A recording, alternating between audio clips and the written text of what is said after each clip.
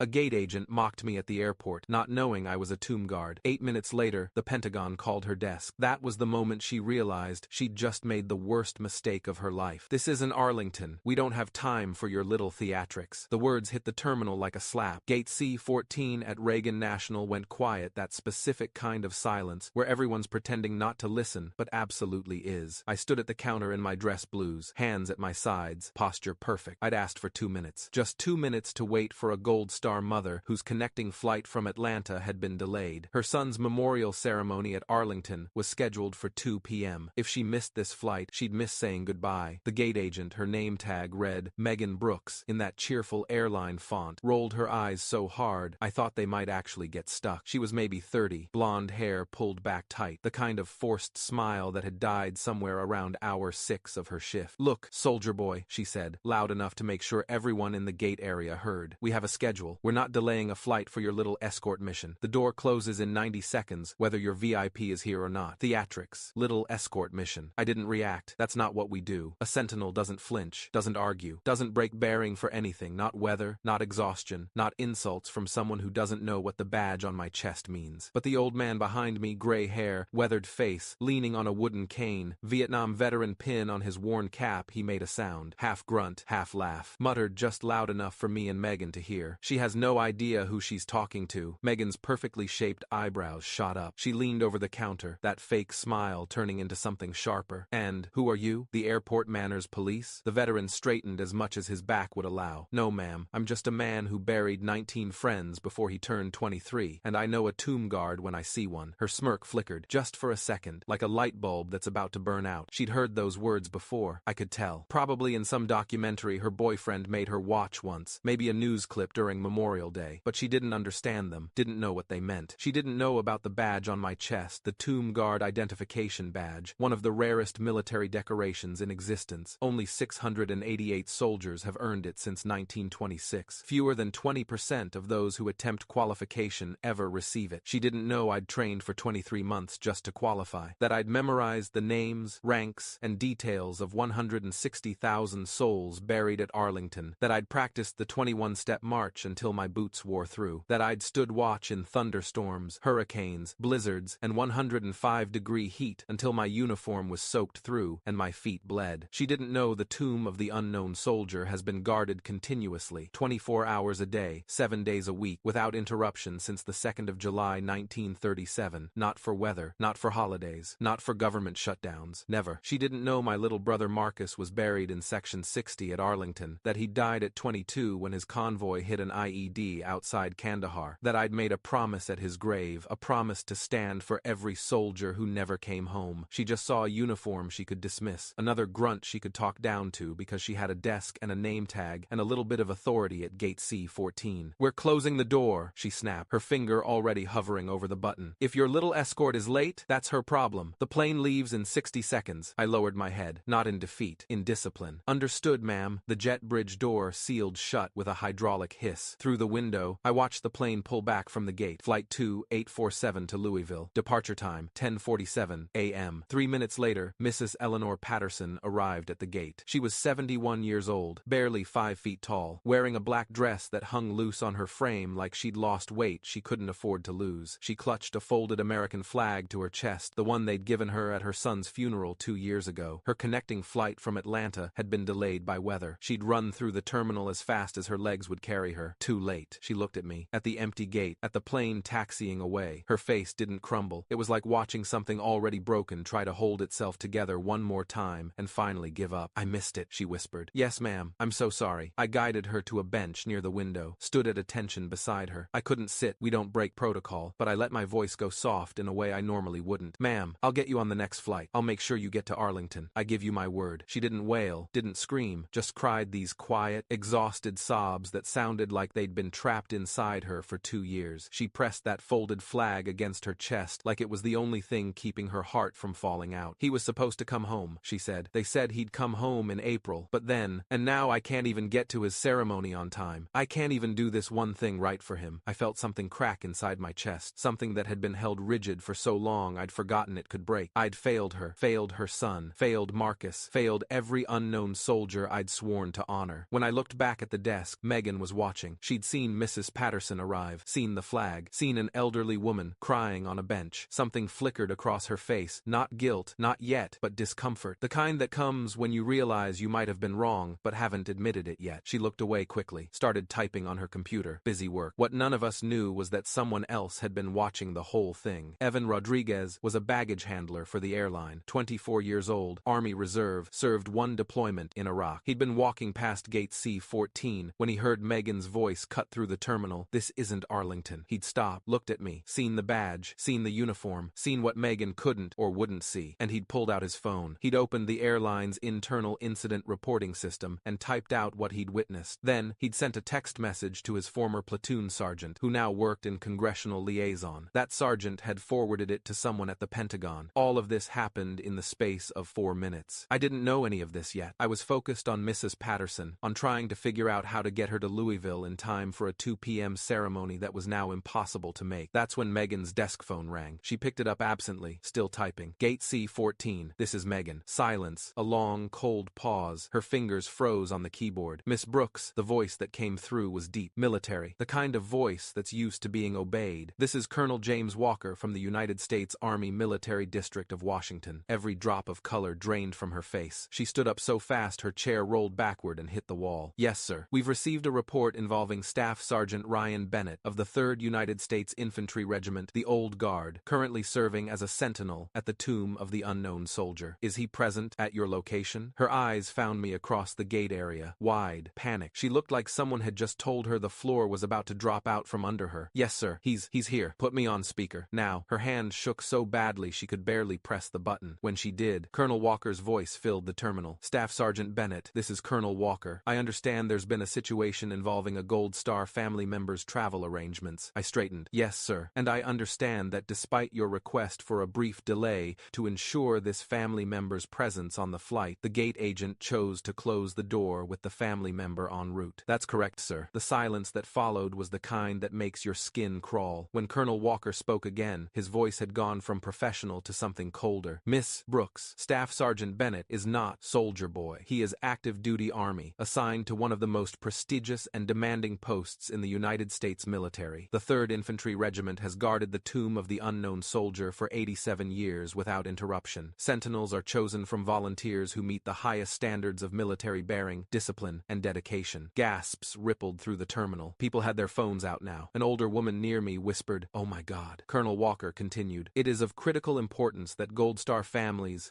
who have lost a service member in combat, are treated with the utmost dignity and respect. These families have sacrificed more than most Americans can comprehend. When a sentinel requests accommodation for a Gold Star family member, it is not theatrics. It is a matter of national honor." Megan gripped the desk like it was the only thing keeping her upright. Her face had gone from white to gray. "Miss Brooks, I will require a full incident report within the hour. I will be contacting your corporate headquarters to ensure this matter is reviewed at the highest level. Additionally, I will be filing a formal complaint with the Department of Transportation regarding treatment of military escorts and Gold Star families." "Sir, I didn't know." "Ignorance is not an excuse. Your job is to know. Your job is to treat every passenger with dignity, and to treat those who have served and those who have lost loved ones in service with the respect they have earned." The old Vietnam veteran leaned on his cane and looked Megan dead in the eye. His voice was quiet but carried across the silent terminal. "Told you." Megan's supervisor materialized from somewhere, a man in his 50s, red-faced, already on his phone, already getting calls. He looked at Megan like she'd just set fire to the gate desk. "My office, now," he said, not even bothering to cover the phone. Megan's hands started shaking so badly she knocked over her coffee cup. Brown liquid spread across the desk, soaking papers, dripping onto the floor. She didn't even notice. The entire terminal was staring. Passengers, gate agents from neighboring gates. A pilot walking to his aircraft stopped and took out his phone. A TSA officer stood at attention and saluted me. Everyone saw. Everyone watched. The woman who'd mocked a tomb guard realized she'd just ended her own career in 8 minutes flat. I hadn't said a word beyond, "Yes, sir," and "That's correct, sir." Hadn't argued, hadn't threatened, hadn't needed to. Colonel Walker's voice came through the speaker one more time. "Staff Sergeant Bennett, Mrs. Patterson will be accommodated on the next available flight at no charge, with an airline representative escort to ensure there are no further complications. Is that acceptable?" "Yes, sir." "Thank you, sir." "You're a credit to the regiment, Sergeant. Carry on." The line went dead. I turned back to Mrs. Patterson, who had stopped crying and was staring at me with an expression I couldn't quite read. Ma'am, let's get you rebooked. The next hour was a blur. Megan was escorted away by her supervisor, who looked like he was 2 seconds from having a stroke. A different gate agent, an older woman named Patricia, who kept apologizing every 30 seconds, personally handled Mrs. Patterson's rebooking. The next flight to Louisville wasn't until 2:15 p.m., which meant Mrs. Patterson would miss the ceremony. But Patricia was already on the phone with someone. Yes, this is Patricia Chen at Reagan National. I need to speak to whoever coordinates Arlington ceremonies. Yes, I'll hold. 5 minutes later, she hung up and turned to Mrs. Patterson. Ma'am, they're delaying the ceremony until 4:30 p.m. to ensure you can be present. There will be a car waiting at Louisville to drive you directly to Arlington. Mrs. Patterson started crying again, but different this time. Relief, gratitude. She looked up at me. Thank you. Thank you so much. You don't need to thank me, ma'am. Your son earned this. You earned this. She reached out like she wanted to hug me, then stopped herself. She understood enough about military protocol to know I couldn't accept. Instead, she pressed her hand to her heart and bowed her head. I snapped a perfect salute, held it until she looked up. By the time Mrs. Patterson boarded her rescheduled flight, the incident had gone viral. The passenger who'd filmed Megan's public dressing down had posted it to Twitter with the caption, "Gate agent mocks tomb guard. Pentagon calls her desk. Watch karma in real time." 3 million views in 2 hours. The airline's PR department was in full crisis mode. By 3 p.m., they'd released a statement. "We deeply apologize for the treatment Staff Sergeant Bennett and Mrs. Patterson received at Reagan National Airport this morning. The behavior of our employee was unacceptable and does not reflect our company's values or our respect for military service members and Gold Star families. The employee in question has been placed on immediate administrative leave pending investigation. We are reviewing our training protocols to ensure this never happens again." Administrative leave. That was corporate speak for fired, but we can't say it yet. Evan Rodriguez, the baggage handler who'd reported it, got a commendation from his reserve unit and a personal thank you call from a general at the Pentagon. The old Vietnam veteran, whose name turned out to be William Chen, no relation to Patricia, became a minor celebrity when someone recognized him from the video and interviewed him. He said exactly what you'd expect. "These kids today have no respect for what that uniform means. That young man stood watch over our nation's dead. You don't mock that. You don't ever mock that." As for me, I filed my report with my commanding officer and went back to Arlington, back to the white marble, back to the 21 steps, back to the rotation of sentinels who've stood watch since 1937 through world wars, terrorist attacks, and pandemics. Because that's what we do. We stand. We don't argue or fight or defend ourselves. We just stand, and we let our bearing speak for itself. 3 weeks later, I was walking my route at the tomb. 21 steps south, face east, pause. 21 seconds, face north, pause. 21 seconds, 21 steps north. Repeat when my relief approached for the changing of the guard. After the ceremony, after we'd marched back to the guard room, my sergeant pulled me aside. "You have a visitor." "Sir?" "She's been waiting for 2 hours. Says she won't leave until she sees you." Mrs. Eleanor Patterson stood in the visitor area, wearing the same black dress, but looking somehow lighter, less burdened. She was holding a photograph. "Staff Sergeant Bennett," she said when she saw me. "I hope this isn't against the rules." "Not at all, ma'am. Is everything all right?" "Everything is. Better. I wanted to show you this." She held up the photograph. It showed a young soldier in dress uniform, broad smile, same eyes as his mother. "This is my son, Staff Sergeant Thomas Patterson. He was 24 when he died. He looks like a good man, ma'am." He was. And because of you, I got to attend his memorial. I got to hear his friends talk about him. I got to see where he'll rest. I got to say goodbye properly. Her voice cracked. "You gave me that. You and that phone call, and even that awful woman, in a strange way." "Ma'am, let me finish. Thomas wrote me a letter before he died. One of those, if you're reading this letters. He said that if anything happened to him, he wanted me to know that he'd been surrounded by people who understood honor, who understood duty, who would stand watch over him even after he was gone." She wiped her eyes. "I thought that was just nice words, but then I met you, and I understood what he meant." She pressed the photograph into my hand. "Would you keep this? In your guard room, or wherever you keep things? So you know whose family you help? So you remember Thomas?" I looked at the photo, at Staff Sergeant Thomas Patterson's smile, at the 82nd Airborne patch on his shoulder. "It would be an honor, ma'am." She hugged me then, protocol be damned, and I let her. Because some things are more important than rules. After she left, I walked back to the tomb, placed the photograph in our memorial book, the one where we keep letters and photos from families, to remind us why we stand. I thought about Megan Brooks, about how 8 minutes can change your entire life, about how one decision, one moment of cruelty or carelessness can expose exactly who you are to the entire world. I wondered if she understood yet, if she'd figured out that it wasn't really about the flight, or the delay, or even the phone call. It was about the fact that some things are sacred. Some duties are holy. Some sacrifices are so profound that mocking them is unforgivable. I wondered if she'd learned that under underestimating someone in uniform, any uniform, is a mistake, because you don't know what they've seen, what they've lost, what they've sworn to protect. I wondered if she'd learned anything at all, but mostly, I thought about Mrs. Patterson, about how she'd gotten to say goodbye to her son, about how a 2-minute delay had been worth someone's career, and I thought it was a fair trade.